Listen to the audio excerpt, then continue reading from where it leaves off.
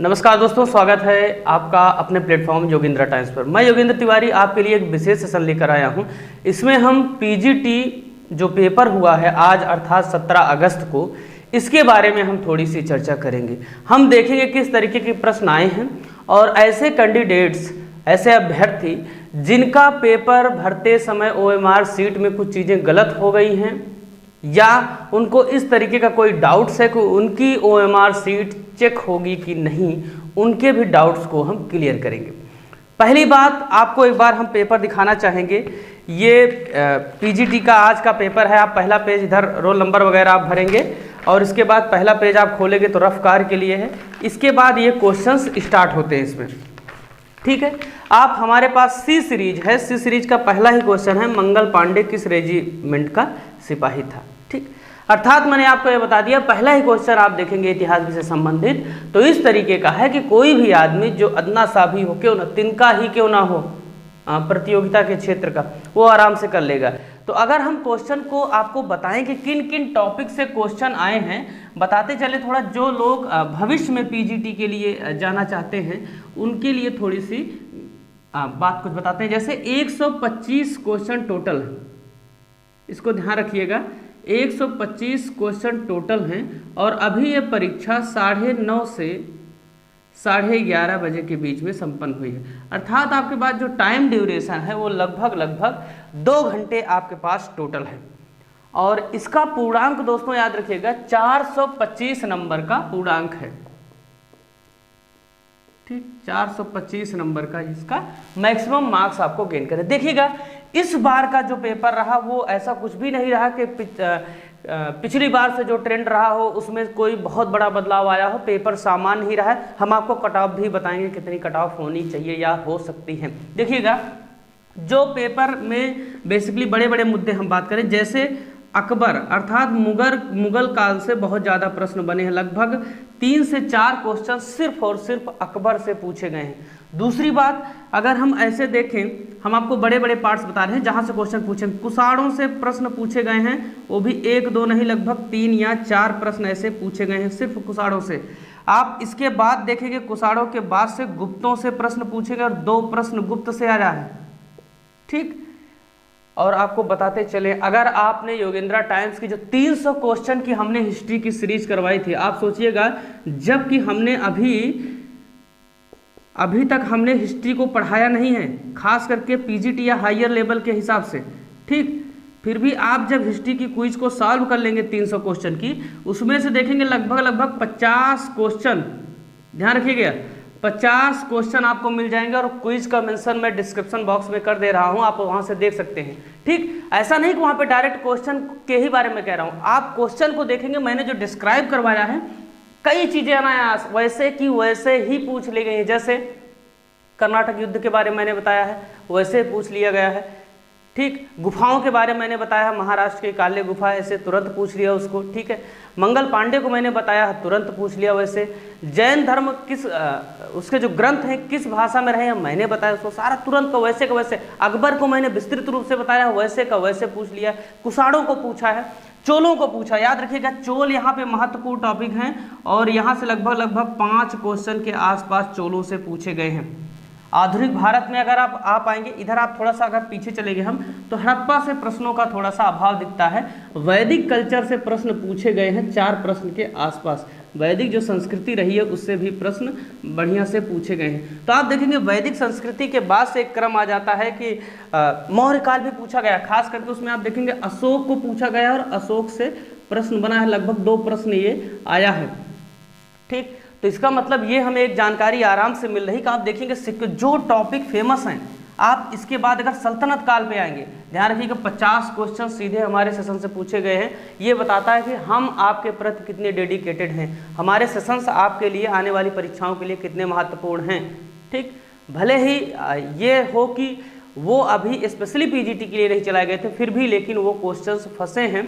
आप सिर्फ ये जाके देख लीजिएगा, गांधी का सेशन आप देखिएगा, उसमें मैंने बताया है एक एक चीज़, ठीक। जितनी घटना, रॉलेट एक्ट आप सीधे क्रम पूछ लिया, रॉलेट एक्ट आ रहा है, जलियांवाला बाग हत्याकांड हो रहा है और इसकी स्थापना हो रही गदर पार्टी की, क्रम पूछ लिया 4 दे के इस तरीके से, एकदम सामान्य से प्रश्न पूछे। कुछ प्रश्न आप देखेंगे इसके लगभग 35% प्रश्न ऐसे हैं जो अगर हमारा कोई भी सेशन देख रहा होगा वो आराम से कर देगा 35%। जबकि क्या है, इतिहास का तो सेशन ही अभी नहीं चला, तब मैं बता रहा हूँ सिर्फ 300 क्वेश्चन में 35% क्वेश्चन आप आराम से कर सकते हैं। याद रखिएगा इसमें नेगेटिव मार्किंग नहीं है, ठीक है। इसके बाद हम आपको बताते हैं कि आधुनिक भारत के रेफरेंस में किस तरीके से प्रश्न बने हैं, आपको बताते चलते हैं, ठीक है।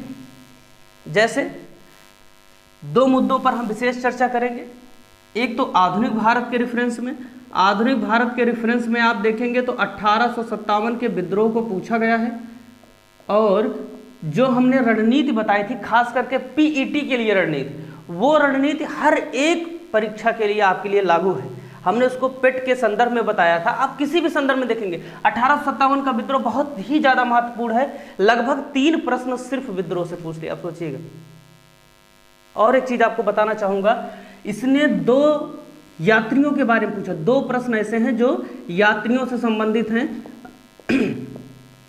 2 ऐसे हैं जो मध्यकालीन यात्री हैं, और 2 प्रश्न सीधे ह्वेनसांग से पूछे गए।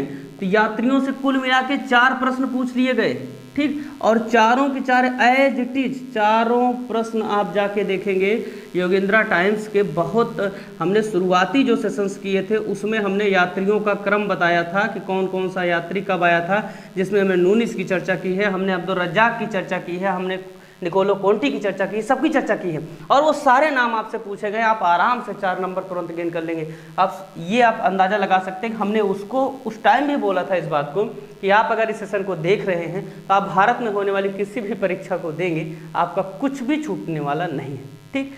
अब देखिएगा, जबकि पीजीटी के संदर्भ में स्पेशली हमने क्लास नहीं चलाई थी, इसको याद रखिएगा, परंतु हमने हर एक सेशन में बोला है कि ये जो भी वीडियोज जा रहे हैं वो पीजीटी के लिए महत्वपूर्ण है। तो आप देखेंगे पूरे इस क्वेश्चन के 125 क्वेश्चन के ग्रुप में से 50 क्वेश्चन तो लगभग सिर्फ योगेंद्र टाइम्स के 300 नंबर की सीरीज से ही मिल जाएंगे, ठीक है। अब देखिएगा उसमें लगभग 25 क्वेश्चन ऐसे हैं जो टिपिकल हैं, क्योंकि आप पीजीटी दे रहे हैं, और वही 25 क्वेश्चन आपको मार्क गेन करवाएंगे।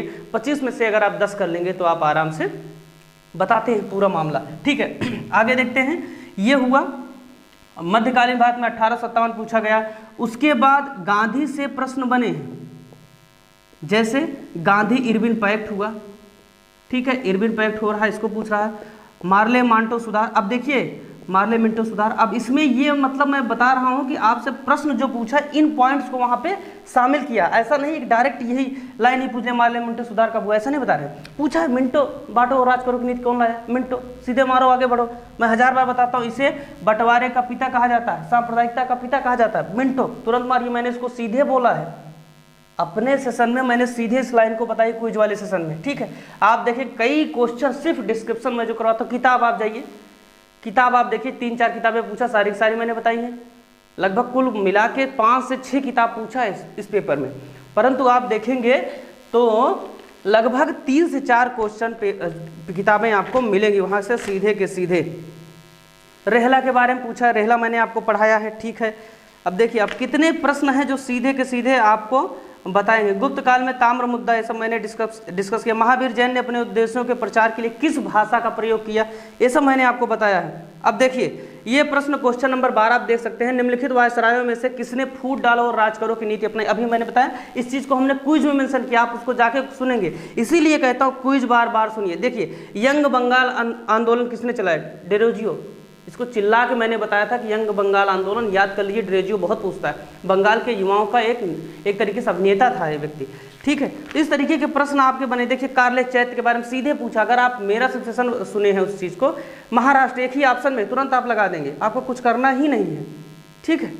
इस तरीके के प्रश्न बने हैं आपसे कि लगातार आप उसको देखिए। श्रीमद् भगवद गीता किस ग्रंथ में है, ठीक है, मतलब किस पार्ट में है, 6वें भाग में है, भीष्म से संबंधित है वो। निग्रंथ किसे कहा जाता है, मैंने सीधे बताया है, आप देखेंगे इस तरीके से प्रश्न आपके पूछेंगे। ये देखिए निम्न युग्मों में से कौन सा सही सुमेलित नहीं है। प्रथम कर्नाटक युद्ध में कह रहे हैं ये भाई साहब कि पेरिस की संधि हुई थी। अब सीधे मैंने बताया था, प्रथम कर्नाटक मैंने बताया था नहीं था कि जैसे एक ही घर में दो लड़कियों की शादी, एक ही घर की कोई दो बहनें हों, एक ही घर में शादी कर दी जाए, तो ऐसा है जब ससुराल में आए अगर यहाँ झगड़ा हुई है तो वहाँ जाएंगे तो वहाँ भी झगड़ा होगी। यही क्या है, कर्नाटक युद्ध में अंग्रेजों और फ्रांसीसियों के मध्य हो रहा था। तो प्रथम कर्नाटक युद्ध में आक्सला-सैपेल की संधि जो कि यूरोप में हुई थी, मैंने उसको बताया था, डिस्क्रिप्शन में से बता दिया था।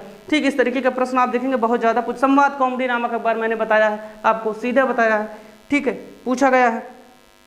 ये देखिए इबादत खाना, अभी जब मैं अकबर पढ़ा रहा था क्विज में मिडवल हिस्ट्री के, एक बार नहीं 3 बार बताया हूँ पूरा तीर्थ यात्रा कर कब से समाप्त किया और ये इबादत खाना की समाप्ति तक, फतेहपुर सीकरी के निर्माण तक सब कुछ मैंने बताया, उसके गुजरात विजय तक के सारी चीज़ों को बताया है। सरोजनी नायडू द्वितीय गोल में सम्मेलन पूछ रहा है।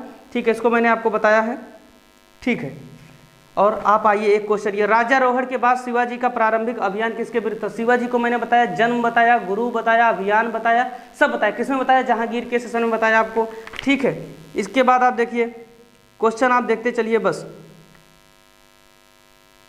क्वेश्चन देखेंगे तो लगातार आपको प्रश्न मिलेंगे। देखिए कुछ नहीं है, जबकि अभी हमने इतिहास आपके लिए पढ़ाया नहीं स्पेशली, ये मैं बता रहा हूँ कि बिना पढ़ाए सिर्फ क्विज से, वो भी 300 नंबर की क्विज से, अर्थात लगभग जो भी क्विज गई हो 7 से 8 मिनट की क्विज कुल मिला के जाती है। 7 से 8 मिनट की क्विज रही है हमारी, कोई मान लो 10 मिनट की रही हो। ठीक है, तो 7 मिनट में आप लगभग 15 क्वेश्चन आराम से कर लेते हैं, और 15 क्वेश्चन इस तरीके से किए हैं, कुल मिला के हमने 300 के आसपास क्वेश्चन करवा दिया। और 300 में से अगर आप 50 क्वेश्चन करने में भैया सक्षम हो रहे हैं तो इससे ज़्यादा मुझे नहीं लगता और आपके लिए कुछ अच्छा किया जा सकता है कि 300 क्वेश्चन आप करके 50 क्वेश्चन उसमें से मैच करवा ले रहे हैं। ठीक है, बहुत ज़्यादा उसमें जंगी खिलावन बनने की गुंजाइश नहीं है कि जैसे होता है कई बार कुछ लोग देखते हैं, अरे ठीक है नए हैं क्या पढ़ाएंगे, कई लोग तो भी अपने अलग एकदम में रहते हैं। ठीक, आप जहाँ से भी सीखने का मौका मिले आप सीखते रहिए, आप कितने भी वरिष्ठ क्यों ना हो। कई नए लोग जो पीजीटी का पेपर दिए होंगे देखे होंगे, चाचा वाचा बैठे हैं अगल बगल, अब टेंशन हो जाता साला, चाचा देखे अरे यार तो इतना पढ़े होंगे, कितना पढ़े होंगे भैया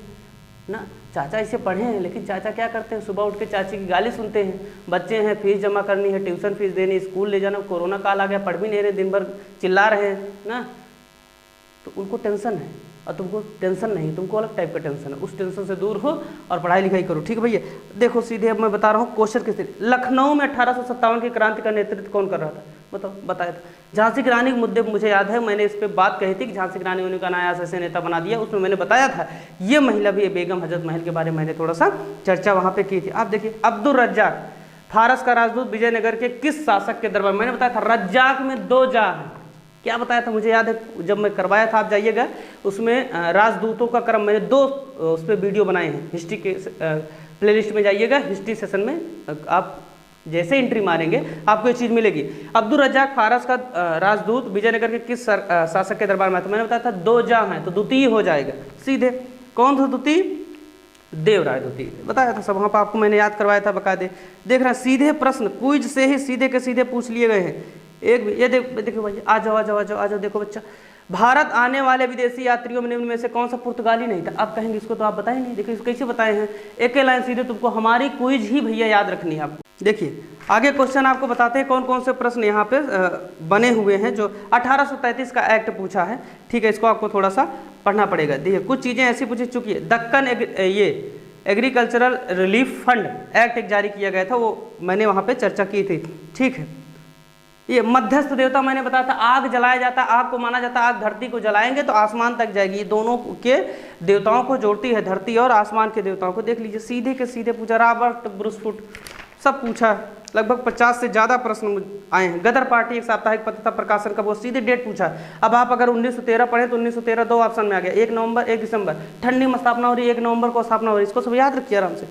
ठीक है, सब कोई प्रश्न है, अकबर ने किस सिख गुरु को 500 बीघा जमीन दे दी? कोई मतलब नहीं।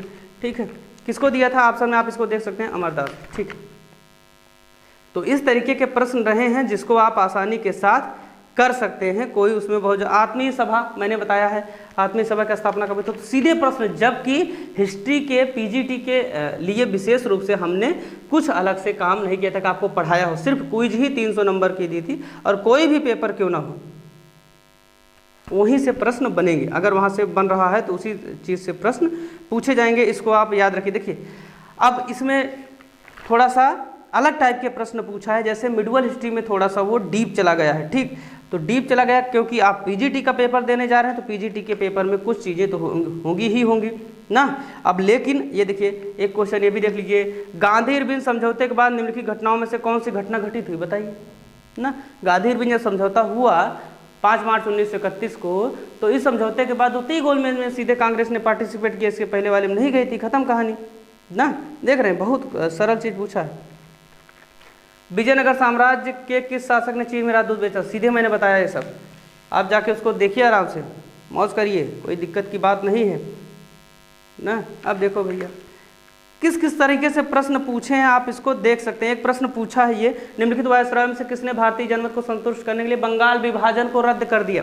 ये सब ऐसे प्रश्न हैं जिसका हमने आराम से वहाँ पे चर्चा किया। आपको मैंने मोटी मोटा आपको पेपर की एक सैर करवा दी अगर आप पेपर नहीं दिए हैं। अब अगर आप पेपर की पीजीटी की तैयारी करना चाहते हैं तो आपको क्या अन्य चीज, मैं आपको बता रहा हूँ क्या अन्य चीज़ें इस पेपर में पूछी गई हैं। जैसे अकबर बताया, कुषाण बताया, गुप्त, ये सब क्या 5-5 क्वेश्चन लगभग यहाँ से पूछेंगे। अशोक से 2 क्वेश्चन, वैदिक कल्चर से आप देखेंगे 4 क्वेश्चन के आसपास पूछा गया है। आप पढ़ेंगे उसमें कुछ, जैसे एक अग्नि देवता हो गया, एक गाय से संबंधित उसके भूमि वाले को, 1-2 भूमि के बीच के क्षेत्र को, इस तरीके से मौर्यों से संबंधित कुछ क्वेश्चन अन्य में पूछे गए हैं, जिसमें कर संग्रह को क्या बोलते थे, इस तरीके के प्रश्न वहाँ पे बनाए गए हैं। देखिए और क्या पूछा है, और जो पूछा है भैया उसमें बेसिकली 2 टॉपिक आते हैं।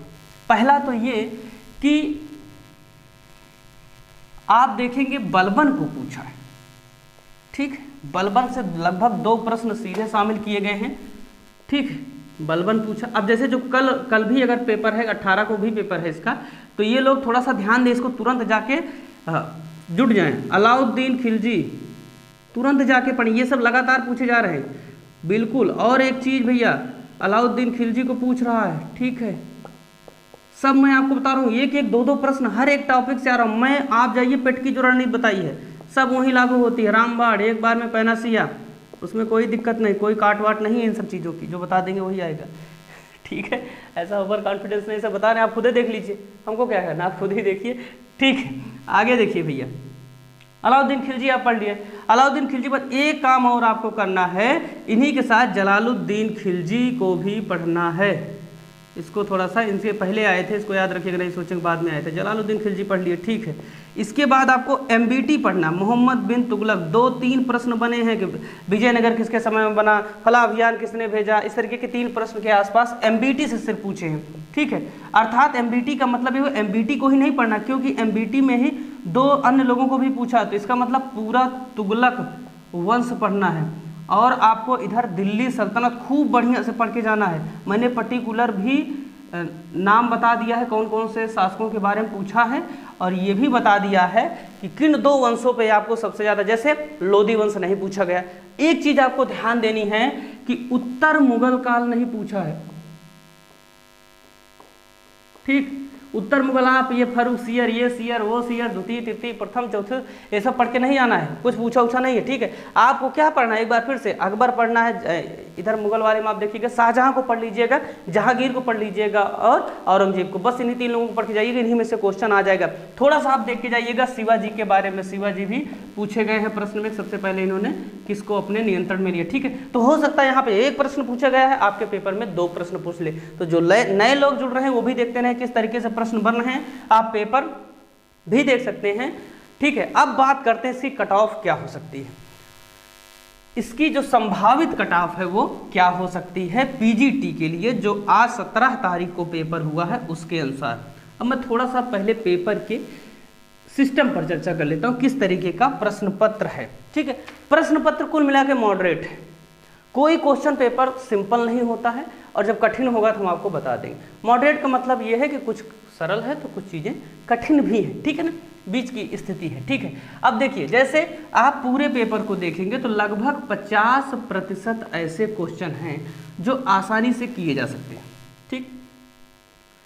लगभग इसमें आप देखेंगे 20% के आसपास क्वेश्चन हैं जिनको एलिमिनेशन मेथड के आधार पर, विकल्प के आधार पर आप कर सकते हैं। जैसे मैंने 1-2 क्वेश्चन आपको बताए, ठीक है, कि अगर आपको एक ही सिर्फ सटीक पता है तो आप सीधे मार देंगे, ठीक है। आगे देखिए, अब बाकी जो बचा 30% क्वेश्चन, ये क्या है, आपका डिसाइडिंग रोल अदा करेगा। ये है खास करके जैसे मिडिवल हिस्ट्री का, ठीक है, पार्ट हो गया, उसमें कठिन सिर्फ फैक्चुअल पूछ लिया है। कुछ इसमें मॉडर्न हिस्ट्री के पार्ट हैं, वो कठिन पूछ लिया ना, इसको मॉडर्न लिख देते हैं, ठीक है। मॉडर्न हिस्ट्री का पार्ट है उसको कठिन पूछ लिया है, ठीक।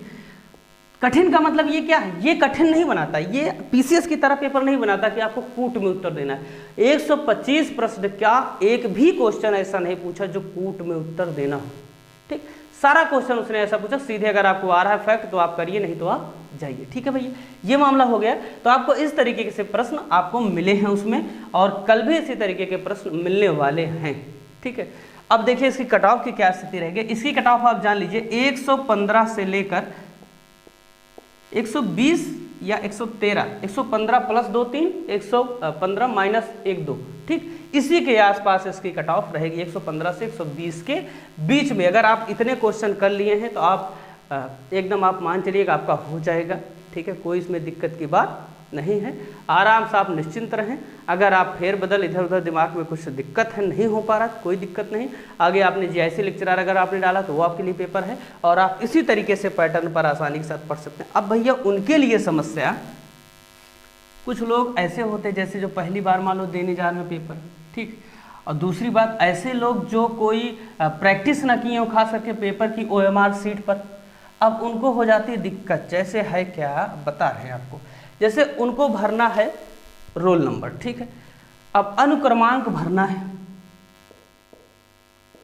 ठीक। खूब पढ़ने वढ़ने में ठीक ठाक आदमी है, कोई दिक्कत नहीं, ठीक। ऐसा नहीं गाता जाता नहीं, बड़े बड़े हैं खूब बढ़िया से, ठीक। आए हैं कि आज बस 3 मार ही देंगे। अब इनको कोष्ठक इस तरीके से बनाए गए हैं कि आपको पहले कोष्ठक में लिखना है, और उसके बाद उसके नीचे जो है ऐसे अंक दिए गए हैं, ठीक। इन्हीं अंकों में गोला भरना है ना, ठीक है। अब मान लीजिए भैया कि आपने गोला भरा, मान लीजिए आपका 90 40 ऐसे कुछ करके है समथिंग, ठीक है। अब मान लीजिए यहाँ पे आपने 9 भरा, यहाँ 0 की जगह आपने यहाँ क्या भरते 3 2 कुछ भी भर दिया, ठीक। आपका गलत हो गया, ठीक, आपका गलत हो गया। आप आयोग जाइए, अगर ये इस तरीके की स्थिति है तो आयोग में आप एप्लीकेशन लगाइए, ठीक, वहाँ से सुनवाई हो जाएगी, ठीक। दूसरी बात, कुछ ऐसे लोग होते हैं कि यहाँ गलत भर दिए, यहाँ 8 भर दिए और है 9, ठीक। उनको कोई दिक्कत नहीं, उनकी कॉपी चेक हो जाएगी। क्यों? क्योंकि पहले सबसे पहले आपका जो रोल नंबर होता हो वो मैनुअली चेक किया जाता है, और उसको देखा जाता है कि अगर ऊपर वाला नहीं सही तो नीचे वाला सही, ठीक है ना। अगर आपने सही नहीं भरा है, गोले वाला आपने सही से फिल किया है, तब भी आपका सही हो जाएगा। लेकिन अगर गोले वाले में आपकी दिक्कत है तो आपको दिक्कत में आ सकते हैं, इसलिए आप एप्लीकेशन वहाँ पे एक डाल सकते हैं, ठीक है। दूसरी बात, कुछ लोग हैं जैसे उत्तर देते समय इसको लगाए, मान लीजिए ए वाला लगा दिए, ठीक। अब उनको पता चला कि ए वाला नहीं बी वाला सही है, ठीक। वो क्या करते हैं, वो बी वाला फिर भर देते हैं, ठीक। अब दोनों भर दिए, अब इसको नाखून से ऐसे करेंगे, उखाड़ देंगे पूरा पेपर, ठीक है। तो भैया जान लो चेक नहीं होगा आपका पेपर, ठीक है ना। आपका पेपर ओएमआर ये क्वेश्चन चेक नहीं होगा तो उसका रहे में कि ये क्वेश्चन नहीं चेक करेगा, नहीं तो पूरा हो सकता है रद्द कर देना। लेकिन ऐसी बात नहीं है, सिर्फ आपका एक क्वेश्चन नहीं चेक होगा, इसलिए आप डाउटफुल ना रहें, बिल्कुल आप निश्चिंत हो जाएं। आपका अगर आपने पेपर दिया है तो निश्चित रूप से आपकी कॉपी चेक की जाएगी, जब तक आप कोई बहुत बड़ा ब्लंडर ना किए हो, ठीक है ना। यहाँ तक कि अगर आप ओएमआर को मोड़ भी दिए हैं, ओएमआर थोड़ी सी कटवट गई है ना, जैसे कुछ लोग खाने वाने लगते हैं उनके पास टाइम बच जाता है, ठीक, तो तब भी कोई दिक्कत नहीं, तब भी चेक होगी आपकी कॉपी, लगभग चेक होगी, जब तक इस तरीके कोई मिस्टेक अगर जैसे ओएमआर में यहाँ खास करके ना दिक्कत हो। आप जानते रहिए कि एक बार आदमी चेक करता है, रोल नंबर के विषय में खासकर रोल नंबर एक बार आदमी चेक करेगा, उसके बाद ओएमआर से इसकी स्कैनिंग की जाती है, इसको याद रखिएगा, ठीक। तो इसमें कोई दिक्कत बात नहीं, दोनों में से अगर कोई एक सही हो जाता है, ठीक, अगर इसमें गलती है इसमें सही है तो तुरंत मान लिया जाता है, नहीं तो आपको एप्लीकेशन के माध्यम से इस बात को आयोग को अवगत करवानी पड़ती है, ठीक है। तो पीजीटी के लिए आपको निश्चित रूप से हमारे प्लेटफॉर्म से फ़ायदा मिला होगा अगर आपने देखा है, और बाकी सेशंस भी जो आने वाली परीक्षाएं खास करके जो हम पिट के लिए दृढ़ संकल्पित हैं, आपको सेशंस लगातार मिल रहे हैं, और आने वाली जो भी परीक्षा है, चाहे वो जीआईसी लेक्चरर हो, पीसीएस हो, आरओ हो, यूपीएसआई हो, एसएससी जीडी हो, हर एक चीज़ के लिए निश्चित रूप से आपको यहाँ से आवश्यक सामग्री बिल्कुल निःशुल्क दी जाएगी, बिना एक चवन्नी भर का पैसा लिए आपसे। सिर्फ आप हमारे साथ बने रहिए, हमारा उत्साहवर्धन करते रहिए। बहुत बहुत धन्यवाद।